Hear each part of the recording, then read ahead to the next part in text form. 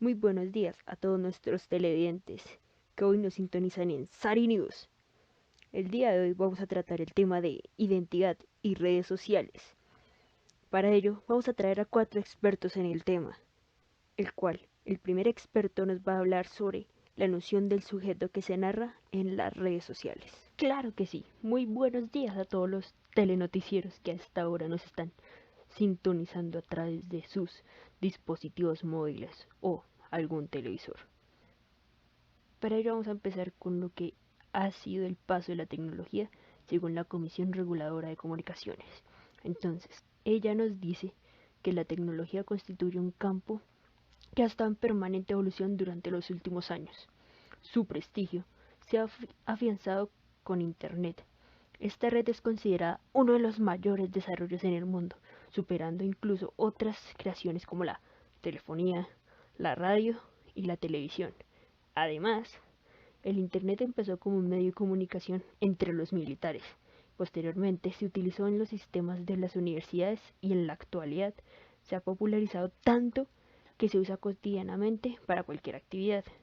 Su funcionalidad y practicidad han hecho que se extienda por todo el mundo, revaluando nociones como el tiempo, la distancia y el lugar. En la sociedad actual, el auge en el uso de tecnologías, especialmente de Internet, propicia que los usuarios interactúen en la red, además de hacerlo de forma especial. Para ello, para saber cómo el sujeto cambia con este medio de Internet, hay que definir qué es la identidad.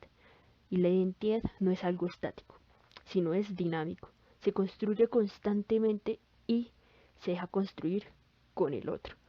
No nace como una forma de ser ya determinada, ya que ésta se puede moldear o adaptar dependiendo de variables que acompañan al sujeto en su diario vivir. Dicho proceso se acentúa con las interacciones presentes en las redes virtuales, ya que éstas influencian para que las personas hagan variaciones mostrando un posible ser que se articule en función de otro. Sin embargo, el llamado ciberespacio da la posibilidad de crear a un segundo ser o incluso crear múltiples seres y diversas identidades para establecer contacto con otras personas, más allá de barreras culturales, de lenguaje y de territorio físico. Así pues, el sujeto usuario se redefine desde su nuevo yo y establece el tipo de interacciones con los otros sujetos o usuarios de este ciberespacio.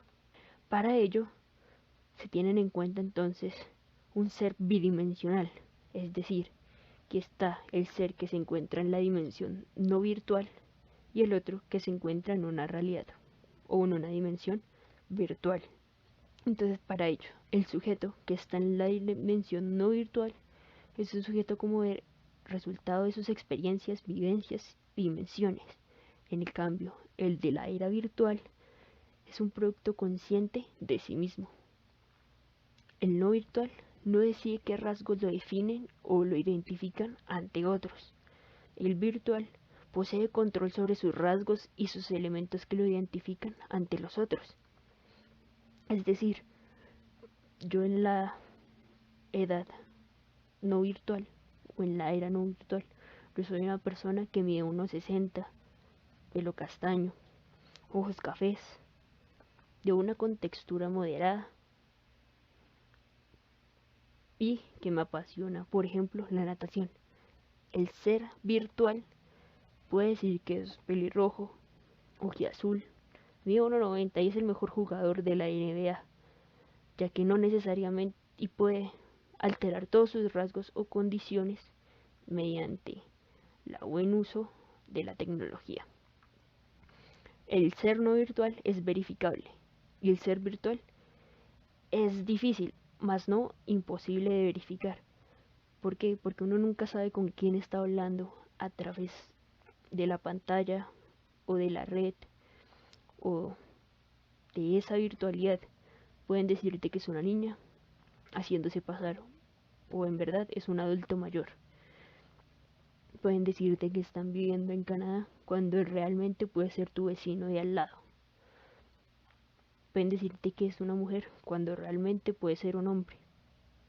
pero es muy difícil que tú sepas realmente quién es la persona con la que estás interactuando a través de este medio virtual. Y en la dimensión no virtual, para la intención es necesario formar parte del mismo espacio social.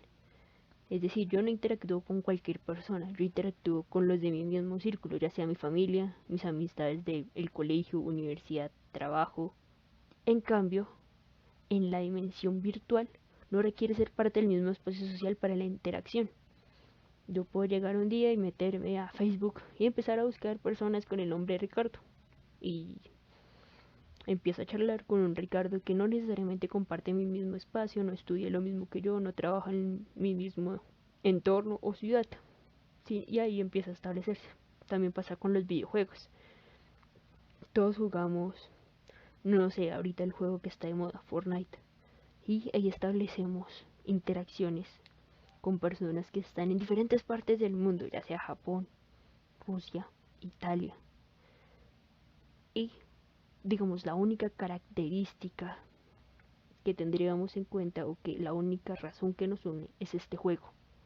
Ahora, también se ha analizado que si algo afecta al sujeto en el espacio no virtual, ello se verá reflejado en el espacio virtual, dado que el individuo encontrará mecanismos para liberarse en el espacio virtual, el cual quizás se encuentre más seguro, como lo es una persona que digamos sufre algún trastorno como lo es la anorexia o la bulimia. Son personas que constantemente se ven afectadas por ello en la vida real. Y todas esas afecciones se van a ver cuando la persona crea un sujeto en esta red virtual. Hacen como sus inseguridades ya no estén en esta red virtual y se pueden reinventar. Pueden redefinir ya sea su cuerpo o los pensamientos que tienen con respecto a ese, sin tener en cuenta todo lo que está pasando en la dimensión actual. O por otra parte, lo que sucede en el espacio virtual puede tener una injerencia directa en la vida no virtual del sujeto, como es el caso de las personas que dan inicio a una amistad, una relación sentimental, a partir de espacios sociales o virtuales, como lo son ya las nuevas plataformas como Tinder, o la nueva aplicación que tenía Facebook que era para poder realizar eh, o establecer una condición amorosa con el otro. Yo necesariamente no sé realmente ni cómo se ve, ni cómo se viste, o si es la persona que aparece en la foto. Yo solo, si acaso me sé, podría saber su nombre y su edad y supuestamente dónde vive, y empezar a enamorarme o establecer una relación con esa persona por medio de lo que ella me comunica o me transmite mediante esa plataforma. De este modo, el espacio virtual se convierte en un reflejo del espacio y las interacciones no virtuales, en la medida que se producen escenarios de interacción que dan cuenta de los diferentes tipos de socialización y procesos comunicativos entre los sujetos, dependiendo del nivel de cercanía. En los espacios no virtuales, la comunicación se da en mayor privacidad e intimidad, mientras que al ser mayor la distancia o menor el grado de familiaridad entre los sujetos, estos se buscan escenarios de tipo más público para los procesos comunicativos. Por ejemplo, en las redes sociales como Facebook o Instagram o Twitter, estos espacios son más públicos. Hay grupos de membresía abierta, grupos de membresía cerrada o mensajes grupales, así como la posibilidad de interactuar solo con una persona, como lo es el mensaje privado. Entonces, entre menos personas establezca uno interacción o menos personas estén agregadas a un grupo, se tiende a hacer una relación mucho más familiar o íntima entre estos sujetos o usuarios pertenecientes a dicha red social. El segundo experto va a hablar sobre constructores de identidad individual y colectiva en los entornos virtuales. Claro, para poder identificar lo que es la identidad individual y colectiva en estos entornos, primero hay que tener muy en cuenta que la formación de la identidad está muy unida a la cultura que se produce y se difunde, por lo que se puede dominar el sistema mediático cultural convertido en esta sociedad digital en el principal factor generador y difusor de símbolos y sentidos que originan tanto sentimientos de identificación y de pertenencia como de anomia y exclusión. La posibilidad que brindan los espacios virtuales para construir una identidad que conceda a los usuarios una vía para representarse y narrarse a sí mismos, allí puede demostrar una identidad sustentada en sus intereses. Cabe señalar que en la diversidad de perfiles que pueden crearse en la web existe una constante. En el mundo real, el sujeto no tiene que mostrar ante los demás la veracidad de su identidad para ser reconocido como tal. También las redes digitales han fomentado un espacio pluridimensional, donde es posible que el sujeto se represente con diversas identidades. En ellas, el usuario debate su propio significado y el del otro. Aquí desaparece la corporalidad de la comunicación cara a cara y emite una comunicación pluridireccional y ideológica más influenciable por todos sus participantes, con una cantidad de información ciertamente desbordante. Uno de los temas más importantes frente a todo esto, según Wood y Smith en el 2001, para poder establecer un sentido de identidad online, tiene que ver más que todo con el grado con las que las personas son capaces de experimentar la conexión con los demás a través de la tecnología. Algunos pueden mirar la pantalla del ordenador y decir, estos son solo palabras, no pasa nada, mientras otros creen percibir características personales y contenido relacional a través de los mensajes de texto. Es decir, yo puedo escribir, que te vaya bien. Una persona puede decir, estos son solo puras palabras, no pasa nada. Otra persona lo puede malentender pensando que yo puedo estar o enfurecida o que no me interesa con respecto a lo que te vaya a pasar a ti en tu vida futura. Depende de cómo la persona se quiera tomar este texto. Además, la identidad puede cambiar y adaptarse a las necesidades, intereses, preferencias e ideales de los usuarios. Es permisible que un individuo alcance una identidad deseada o aquella que será aceptada por una determinada comunidad. Por ello, la identidad podrá adoptar múltiples facetas. Y volvemos al estudio. El tercer experto va a tratar el tema sobre elaboración de perfiles falsos en la red. En esta era de información creciente, dos amenazas principalmente están presentes: el fraude de identidad o el robo de la identidad y la identidad oscura. El fraude consiste cuando alguien obtiene una información personal que le permite suplantar online o en la vida real a otra persona y hacer compras, por ejemplo, en internet, o peor todavía, llegar a cometer algún crimen con esta identidad. El robo de la identidad ocurre cuando un impostor toma datos personales, ya sea el nombre, el número de seguro social, la cédula o cualquier cosa que pueda hacer identificar a esta persona, como la licencia de conductor, el domicilio, la fecha de nacimiento, para usarlos en beneficios propios.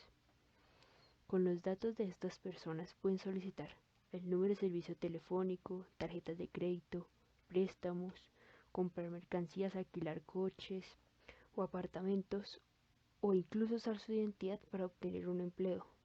Trabajar haciéndose como si fuera usted cuando usted ni siquiera ha pedido ninguna solicitud de trabajo.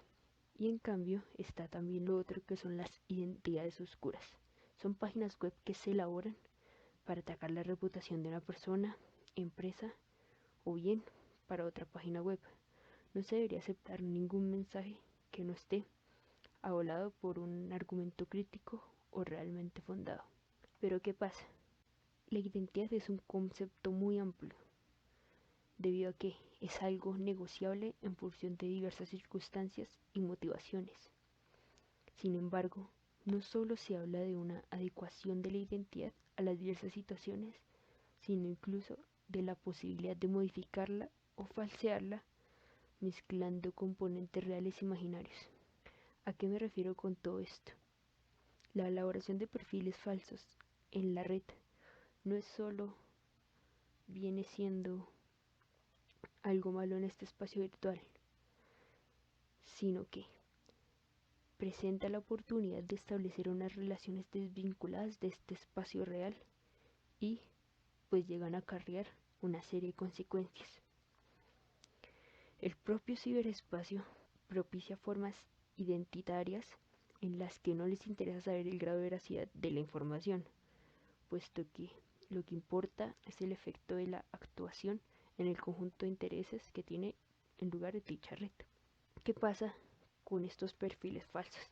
Se sugiere que un 26% de los jóvenes en Estados Unidos admite dar información falsa, ya sea nombre, edad o lugar, para proteger su intimidad. Además, se podría pensar que en muchos casos se hace para formar parte de determinadas redes sociales a la que un menor de edad no es permitido. Por ejemplo, para crear algún tipo de red, a uno le piden ser mayor de 13, 14 años, por lo cual si un menor de esas edades quiere ingresar, lo único que tiene que hacer es modificar su edad y como no le piden ningún tipo de registro o certificación que corresponda a dicha edad, pues puede hacerlo con total libertad. Por ello, los perfiles falsos no son solo para tener una negatividad o realizar acciones vandálicas con respecto a otras personas, sino que también permite explorar identidades, perspectivas y modos de interacción que no están constreñidos por el yo real. En estos casos puede ser un experimento libertador, y lo que es más importante, no tiene que ser necesariamente identidades falsas, sino que de hecho pueden llegar a explorar aspectos de la identidad real que en muchos casos causan desaprobación o tienen consecuencias no deseadas en la vida ordinaria. Por ejemplo, una persona que en la vida real se siente atraída por otro género o por su mismo género, pero en su cultura esto está totalmente desaprobado.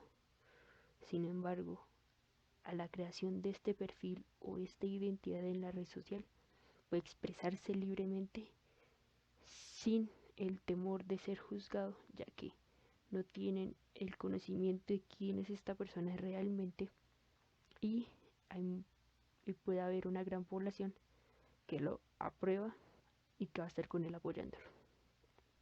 Y esto es bueno porque le permite a la persona conocer cuál es o llegar a encontrar cuál es su verdadera identidad, qué es lo que lo identifica, qué es lo que lo apasiona o qué es lo que realmente quiere, sin importar lo que piense la comunidad de él, ya que si una persona no está completamente, ya que si una persona no está bien consigo mismo y no sabe quién es, esto puede acarrear muchos problemas, ya sea a nivel psicológico, emocional o físico, por el hecho de que tiene que ser alguien que no es debido a su cultura y que no pudo experimentar o cambiar debido a esta. Sin embargo, hay distintas personas a través de las redes sociales que al ver un perfil falso, digamos de una persona célebre, una persona reconocida a nivel mundial, pueden llegar a provocar un feedback negativo entre toda esta gente o comunidad de la red. Y esto va a hacer que la persona reduzca su reputación digital. Entonces ya depende cómo la persona vaya o actúe en su perfil falso, puede generar aspectos positivos o negativos. Todo depende de la cuestión o la perspectiva en la que ésta sea mirada.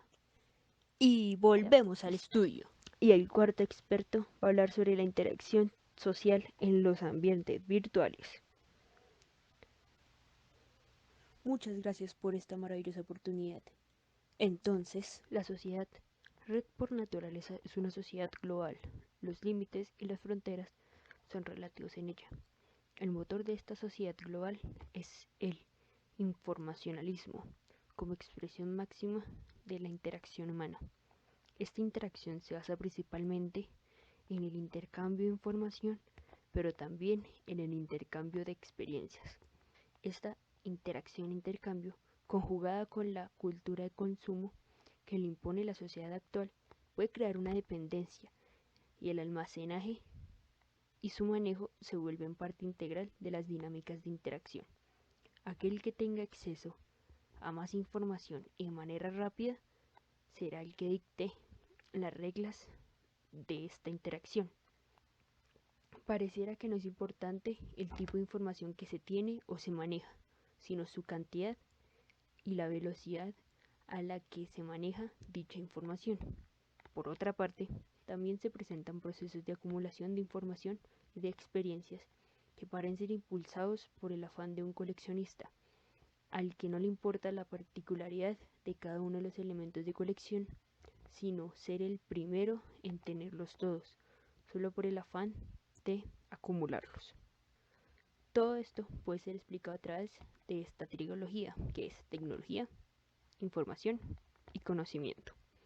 La relación entre estos tres elementos puede reducirse a una relación causal en la que, a través de un modelo simplista, la adquisición de tecnología permite acceder a una información y de ella obtener un conocimiento, siendo así la tecnología una herramienta para facilitar el acceso y el manejo de información, y esta también puede ser auxiliar para el proceso de adquisición del conocimiento, pero el proceso en el cual la información se convierte en conocimiento no solo ocurre en el ciberespacio, sino en el usuario. Es el individuo, no la tecnología, no la información por sí misma, lo que permite construir el conocimiento. Dicho en otras palabras, hoy en día, gracias al Internet y toda la tecnología que ha avanzado con el tiempo, es más fácil obtener información de lo que está pasando al otro lado del mundo. Por ejemplo, si hay alguna guerra mundial, o por ejemplo todo lo que está pasando ahorita con la situación del COVID. Sabemos cómo fue, creemos conocer el origen de este y cómo ha afectado a diferentes países sin tener que estar en ellos para conocer la noticia. Es gracias a todos los medios de información o personas que a través de redes sociales transmiten algún tipo de conocimiento para que todos estemos enterados del mismo contexto que está pasando en alguna parte del mundo. Bueno, muchas gracias por su atención y por haber estado en este noticiero. Nos veremos más adelante con una nueva noticia. Estén pendientes.